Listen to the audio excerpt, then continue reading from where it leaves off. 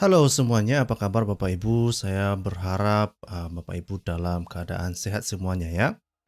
Hari ini kita akan melihat sesuatu yang menarik ya. Saya berpikir, saya yakin Bapak Ibu mungkin agak terkejut lah sedikit tentang topik ini ya, terutama Muslim karena mereka tidak berpikir topik-topik ini akan muncul seperti ini ya. Nah sebetulnya topik ini terinspirasi dari komentar-komentar para muslim, klaim-klaimnya para muslim. Nah, kita sudah tahu lah bagaimana muslim mengklaim segala sesuatu ya kan, semua diklaim ya kan, Prambanan aja diklaim, jadi semuanya lah. Jadi ini semua untuk menguji pelan-pelan klaim-klaim para muslim itu. Nah, salah satu yang mereka klaim-klaim itu adalah mereka selalu mengatakan, lihatlah Islam itu berkembang, semakin berkembang, eh, dan nanti akan diperkirakan lebih banyak populasinya dibandingkan dengan Kristen.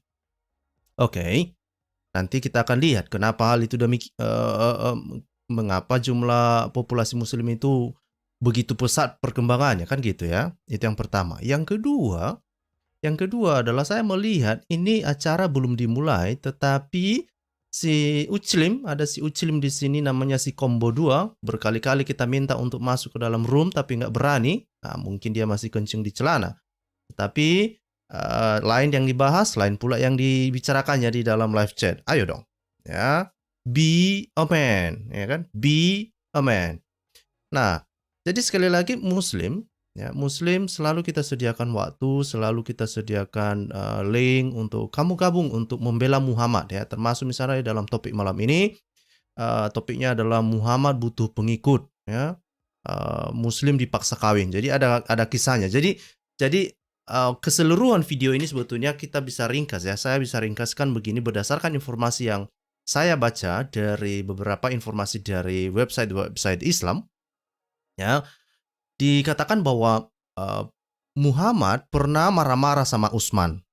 Nah, ya kan, marah-marah dia sama Utsman. Kenapa dia marah-marah sama Utsman? Karena Utsman sibuk dia berdoa, sibuk dia puasa, lupa dia lupa dia dia mengabaikan bum-bum sama istrinya. Marah-marahlah Muhammad sambil pegang sandal dia, pegang sepatu dia, so. Dicarinya Utsman, dibilangnya sama Muhammad, aduh, saya tidak menginginkan kalian jadi jadi kayak macam biara itulah, jadi biarawati atau biarawan gitu. Nggak mau dia katanya. Ya, kalian harus menikah katanya. Kalian harus bum-bum katanya. Begitu ceritanya. Nah, nanti bagaimana cerita itu bisa kita ketahui? Ini sumbernya dari sumber-sumber Islam sendiri. Penasaran kan? Saya berharap Muslim mengecek informasi nanti yang akan kita tampilkan ini. Karena ini menarik. Sekali. Oke? Yang kedua adalah hal-hal yang lucu adalah coba lihat komentar Muslim yang baru saja mereka tuliskan 18 jam yang lalu di dalam kanal ini. Ya. Ini makanya saya bilang banyak sekali Muslim unyu-unyu yang sebetulnya mereka ngomong itu baru setelah itu aku nggak tahu apa mereka mikir setelah itu atau apa. Saya yakin waktu mereka menuliskan sesuatu di dalam kolom komentar, ya saya khawatir mereka nggak berpikir. Tetapi oke lah kalau mereka nggak berpikir setelah sebelum menuliskan. Tapi setelah menuliskannya, apakah mereka juga masih mau berpikir? Mari kita baca. Ini adalah komentar para Muslim. Coba lihat ini. Ini namanya si Suara Jolodong ya. Suara Jolodong. Itu namanya, coy. Dibilang di sini, logika kebenaran Islam. Jadi dibilang, coy, ada kebenaran logika dalam Islam, coy, katanya. Oke? Nah, apa logika kebenaran Islam? Dia bilang begini. Pertama, konsep ketuhanan final, mutlak, dan sama di seluruh dunia, yaitu Allah SWT Maha Esa. Oke. Terus, apa hubungannya? Terus kalau Tuhanmu Allah SWT Maha Esa, terus apakah itu membuktikan bahwa Tuhanmu benar? Apakah itu membuktikan bahwa Tuhanmu adalah Tuhan? Enggak juga. Ya. Karena jangankan itu, agama Mani juga punya Tuhan yang Esa. Hindu sebetulnya itu punya Tuhan yang Esa juga. Cuma dia bermanifestasi di dalam berbagai ciptaan gitu. Jadi apakah karena dikatakan, oh Allah SWT itu Esa katanya. Oke. Terus apakah itu membuktikan bahwa Tuhanmu benar? Enggak. Justru logikamu, ya, baru aja beberapa kalimat, baru aja kita bisa buktikan logikamu yang mampet. Muslim, ayo dong. Ya, jangan unyu-unyu terus ya. Janganlah unyu-unyu terus ya. Kalau kamu bilang logika, ya pakai logika. Logika itu pakai otak gitu loh. Nah, terus dibilang sini. Allah SWT tidak pernah menjadi manusia karena ada malaikat. Oke. Terus masalahnya apa? Kalau Tuhanmu tidak bisa menjadi manusia, apa masalahnya? Saya nggak ada masalah aku. Justru kamu yang bermasalah. Ternyata Tuhanmu tidak berkuasa. Kan gitu. Tuhan saya bisa jadi manusia. Bisa saja apa yang dia mau. Bergantung rencana dan tujuannya. Jadi Tuhan mau menunjukkan dirinya dalam bentuk suara kah, dalam bentuk manusia fisik kah, ataupun di dalam bentuk malaikat kah? Itu terserah Tuhan lah. Orang Dia yang Maha Kuasa kok. Ngapain kita paksa-paksa Tuhan? Oh, nggak boleh kamu jadi manusia, nggak boleh kamu jadi malaikat. Ngapain? Memangnya malaikat ciptaan gua? Kan bukan. Memangnya malaikat ciptaan lo? Kan enggak. Gitu ya. Jadi ini kedua adalah hal kedua, logikamu udah mampet lagi.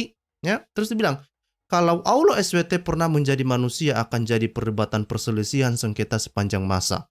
Nah, oke. Pertama, ada dua hal masalah di sini. Masalah logika, ada permasalahan di sini. Pertama, kalau kamu anggap Allah SWT itu adalah sosok yang memang berbeda dari Tuhan yang kamu sembah, yang disembah oleh orang Yahudi dan orang Kristen, maka benar yang kamu katakan, Allah SWT tidak pernah menjadi manusia. Kenapa? Ya karena memang dia nggak bisa jadi manusia. Buktikanlah kalau begitu. Kan memang nggak pernah kan? Yang kedua, kalau kamu mengatakan bahwa oh Tuhanmu itu sama dengan Tuhan orang Yahudi kok, itu juga yang kami sembah. Maka logikamu mampet lagi. Karena bahkan Abraham pernah ketemu Tuhan. Ya, pernah dia. Ya, dan Yesus juga mengakui demikian ya. Yesus bilang, oh Abraham bahkan dia senang ketika melihat saya. Begitu. Dan di dalam Yesus Kristus, Tuhan menjelma menjadi Yesus Kristus. Jadi sekali lagi banyak sekali logika-logika mampet. Padahal kamu kasih judul tulisanmu ini logika kebenaran Islam. Saya udah malas lah membaca selanjutnya karena banyak kali ini saja hal pertama saja udah mampet semua logikamu. Kita lanjut bagaimana melihat pemaksaan Muhammad terhadap para pengikutnya untuk kawin dulu, coy. Ya jadi jangan kalian pikir, kalau di dalam kekristenan ini kan, ya, Tuhan Yesus itu ngajari kita tentang hal-hal yang rohani, ya, hal-hal yang rohani. Mari kita baca sama-sama, ya, apa sebetulnya yang mau saya sampaikan ini. Ini ada di dalam sebuah dokumen, ya, ini ada dalam sebuah dokumen. Tunggu dulu, bersabar. Ini dia coy. Ya, ini dia. Oke, saya perbesar dulu ya. Karena begini Bapak Ibu. Kalau kamu tidak mau bum-bum, maka Muhammad bisa marah samamu. Oh, ngeri nggak ini?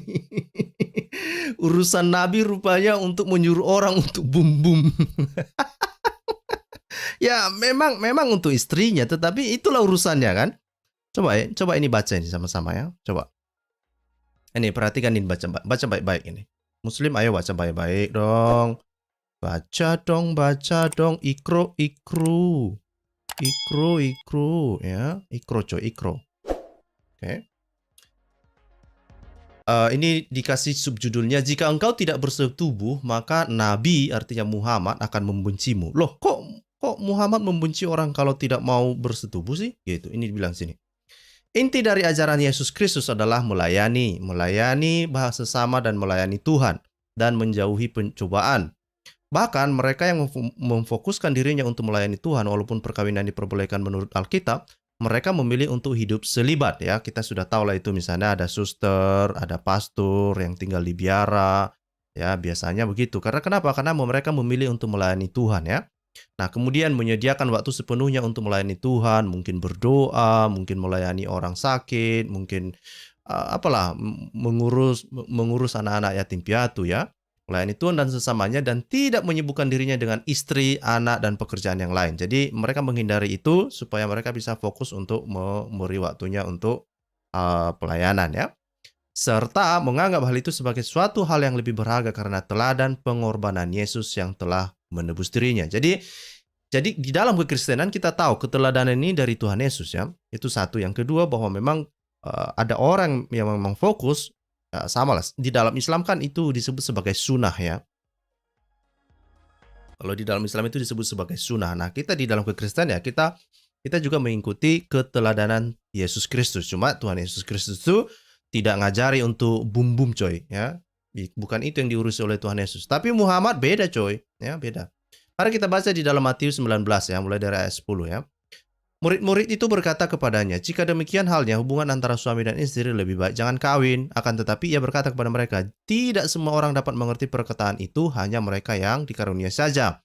Ada orang yang tidak dapat kawin karena ia memang lahir demikian dari rahim ibunya, dan ada orang yang menjadikan demikian oleh orang lain, dan ada orang yang membuat dirinya karena kemauannya sendiri oleh karena kerajaan sorga." Nah itu dia tadi ya yang kita baca tadi itu, bahwa ada orang-orang yang memang mau melayani Tuhan tanpa perlu disibukkan oleh hal-hal yang lain ya. Siapa yang dapat mengerti, hendaklah ia mengerti. Jadi itu yang disampaikan oleh Tuhan Yesus. Oke? Itu ajaran Tuhan Yesus. Nah, tetapi Islam mengajarkan sesuatu yang sangat bertolak belakang. Nah, makanya sebetulnya kenapa Muslim mereka sangat membenci Yesus Kristus. Kenapa mereka selalu mengata-ngatai yang tidak benar tentang Yesus. Bahkan mereka ngarang-ngarang Tuhan Yesus kawin lah. Ya, mereka mengatakan Yesus bukan Tuhan lah. Ya, kenapa?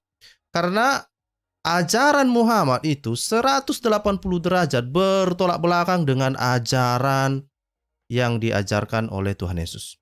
Nah, ini salah satunya. Tetapi Islam mengajarkan sesuatu yang sangat bertolak belakang, sangat berlawanan, sampai-sampai bila seseorang laki-laki walaupun ia berdoa semalam suntuk dan berpuasa sepanjang hari, ia tetap akan dianggap sebagai seorang muslim yang jahat bila ia tidak bersetubuh. Ngeri nggak ini coy? Ngeri nggak ini? Ya, coba saya baca lagi ulang ya. Muslim, ayo, mana sih tadi itu si kombo-kombo mana ini? Mana si kombo? Bahasa ini kombo-kombo. Bila seseorang laki-laki walaupun ia berdoa semalam suntuk dan berpuasa sepanjang hari, ia tetap akan dianggap sebagai seorang muslim yang jahat bila ia tidak bersetubuh. Dan bersetubuh adalah jati diri seorang muslim sejati. Ngeri ini. Dari mana hal ini sebetulnya dikatakan ya?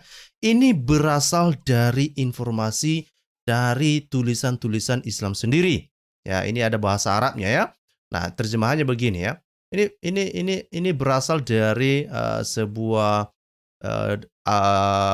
Al-Kafi ya, Al-Kafi Wasilaya 25157, si Wasilaya Syiah 25157 ya. Mungkin Muslim akan mengatakan, itu kan sumber dari Syiah. Ya, memangnya Syiah bukan Muslim. Toh mereka punya referensi juga toh. Nah, jadi apa yang dikatakan di sini? Dan lagian juga bukan hanya itu, sebetulnya di websitenya Sunni juga ada juga ya informasi ini, dan mereka tahu kok ini ya, karena ini bukan cuma satu hadis. Ya, cuma hadis ini saja yang dimuat oleh Syiah ini lebih lengkap, itu saja. Nah, hadis-hadis yang sepadan di hadis-hadis yang lain itu banyak itu. Nanti kita akan lihat ya. Coba lihat, perhatikan ini.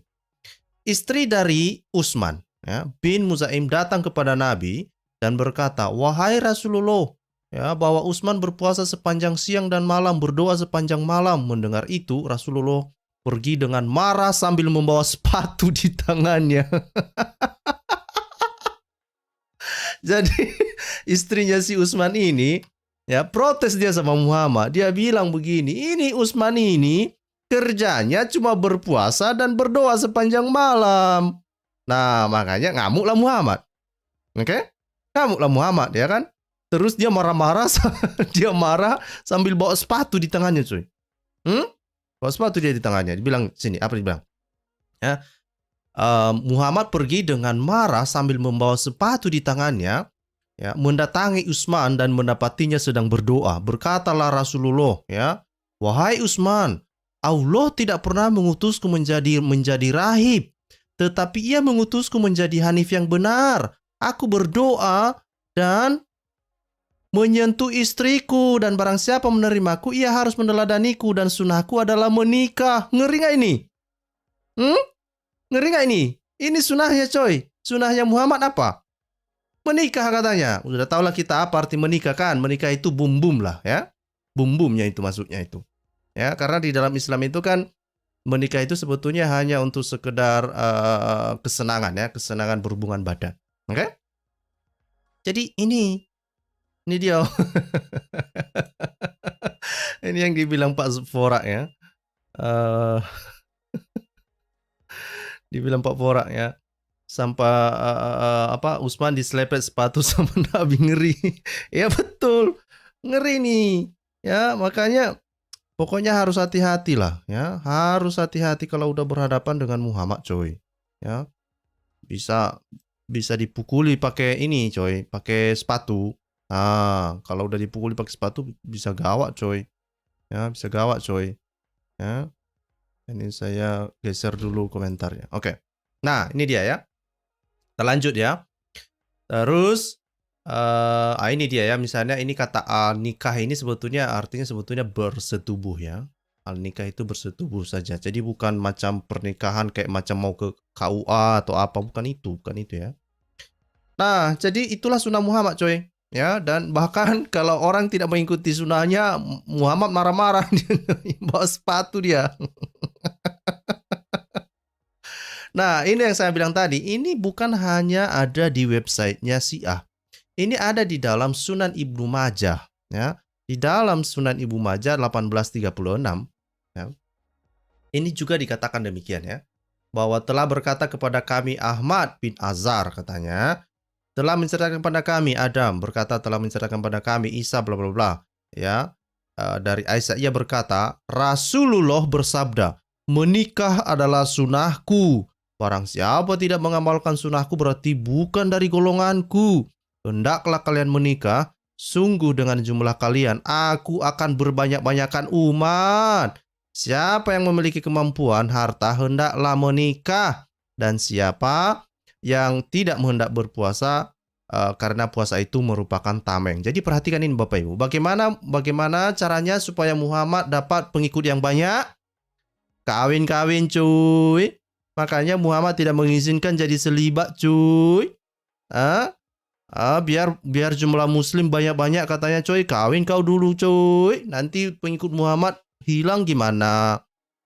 Ngeri nih coy, ngeri ya. Jadi Muhammad bilang bercocok tanam dulu kau.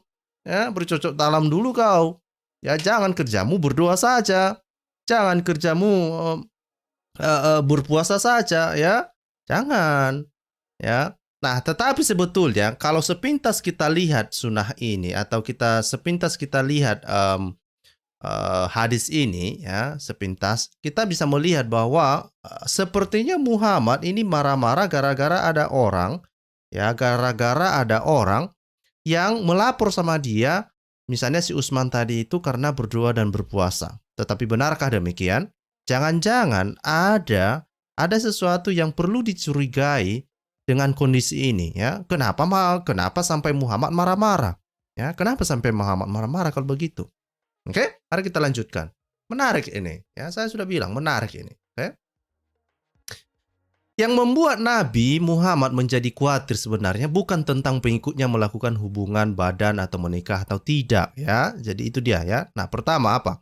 Ketika Muhammad mengetahui bahwa salah satu pengikutnya yang bernama Utsman berpuasa sepanjang hari dan berdoa sepanjang malam, sebenarnya yang membuat Muhammad sewot sampai-sampai ia lari dengan menenteng sepatunya bukan karena pengikutnya ini sangat tekun berdoa dan berpuasa kepada Allah, tetapi karena ia takut kalau ada orang lain tahu bahwa ia sendiri yang mengaku nabi tetapi tidak berdoa sepanjang malam dan tidak berpuasa sepanjang hari. Oleh karena itu ia menghentikan Utsman agar tidak melakukan hal yang membuat Nabi terlihat seperti orang munafik, karena pengikutnya berfokus pada tekun berdoa dan berpuasa sementara Nabi fokusnya adalah berhubungan badan dengan wanita. Ngeri nggak ini?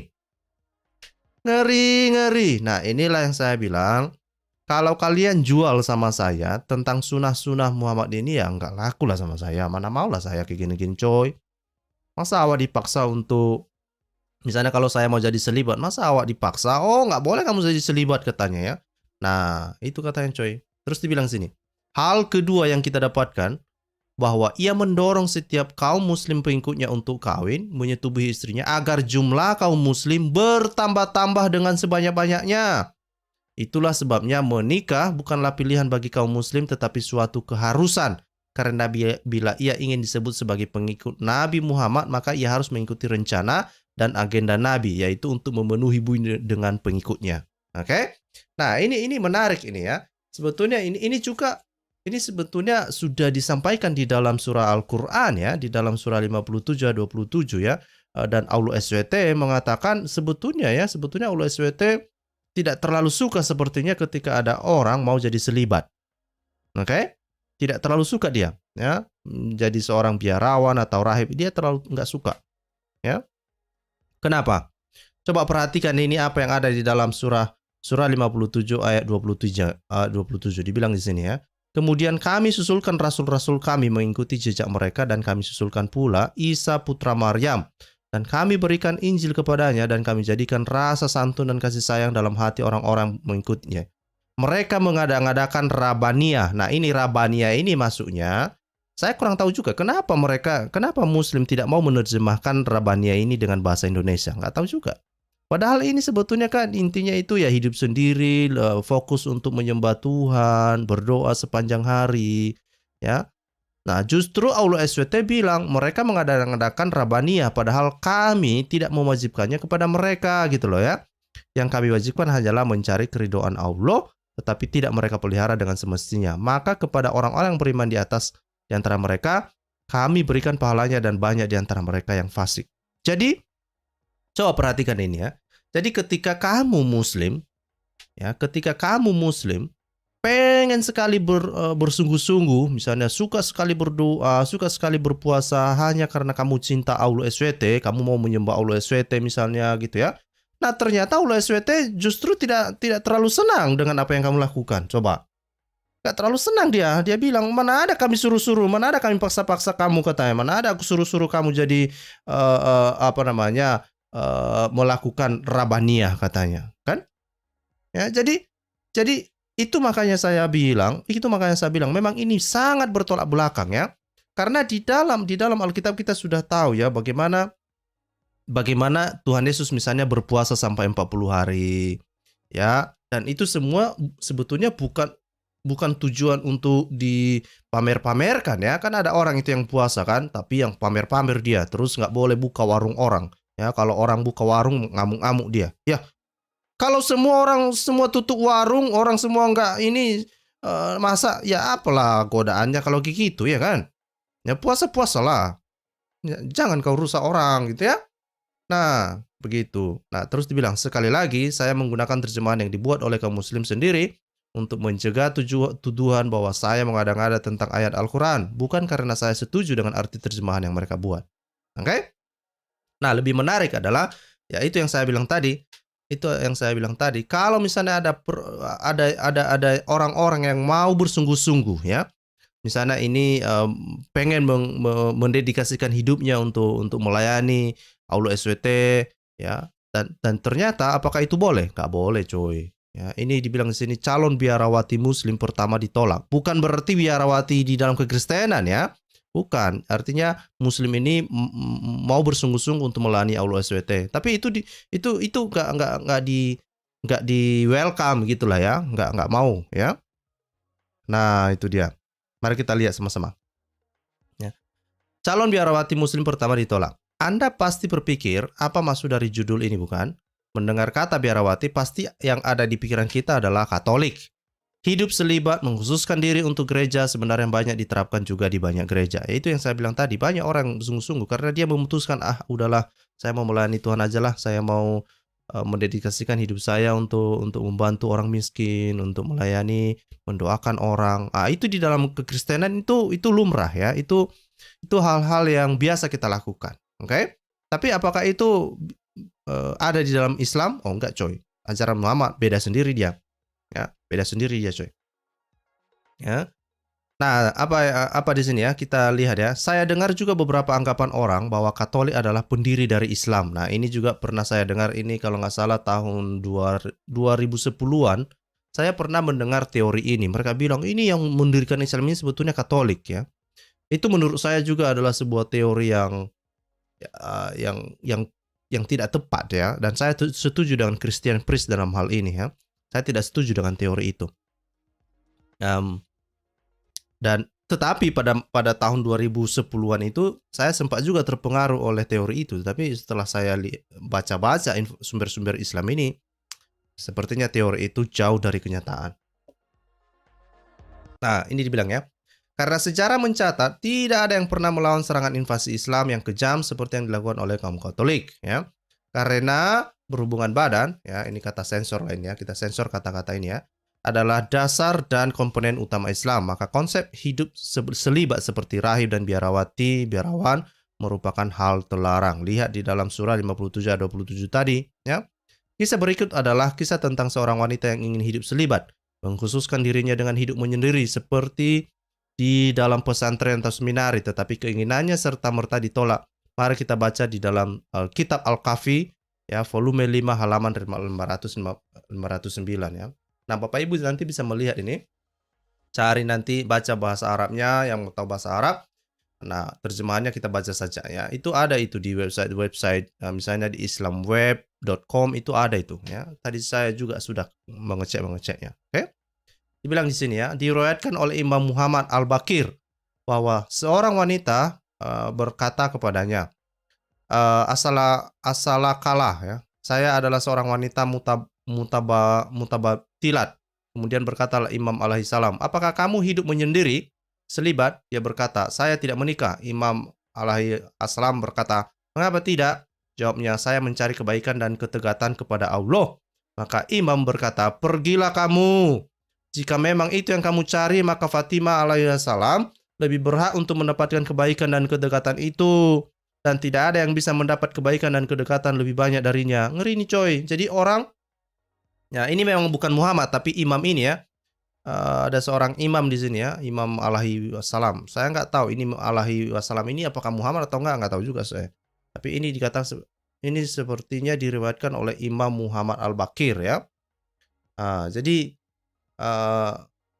ini yang bisa kita lihat bagaimana pemahaman para pengikut Muslim ya, bagaimana pemahaman para pengikut Muhammad ini ya, ketika ada orang-orang Muslim yang mau taat, yang mau bersungguh-sungguh, ya mereka bilang oh nggak bisa coy, ya kalau yang melakukan itu harusnya Fatimah, tapi Fatimah saja nggak katanya gitu. Ya Fatimah ini anaknya Muhammad ya, gitu ya. Terus dibilang sini, jika bukan ini yang kita bisa lihat, mutabilat itu artinya menyendiri, selibat ya, al-fadlu, kebaikan, kedekatan kepada Allah. Nah, jadi dari sini kita sudah bisa lihat ya, setidaknya bahwa ini memberikan kita sebuah hal yang sangat kontras sekali kalau kita bandingkan dengan ajaran Tuhan Yesus dan ajaran Muhammad ya. Kalau ajaran Tuhan Yesus dia memang mengajak kita untuk selalu dekat dengan Tuhan ya di dalam hal-hal kerohanian ya.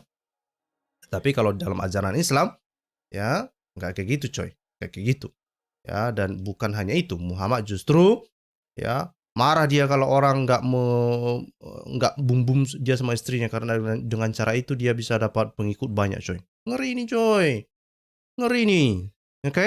Ngeri nih. Nah, jadi ya itu sebenarnya topik yang mau saya sampaikan hari ini Bapak Ibu. Tidak panjang-panjang ya. Tidak panjang-panjang. Saya berharap Muslim bangga dengan apa yang disampaikan Muhammad ini. Karena yang diurusi Muhammad itu ya bum-bum ya kan. Gitu ya, biar aja Muslim biar bangga aja. Saya berharap ada Muslim yang bangga untuk membela ajaran Muhammad ini coy. Ya, saya berharap begitu ya. Nah itu link saya sudah bagikan. Kalau ada Muslim masuk silakan.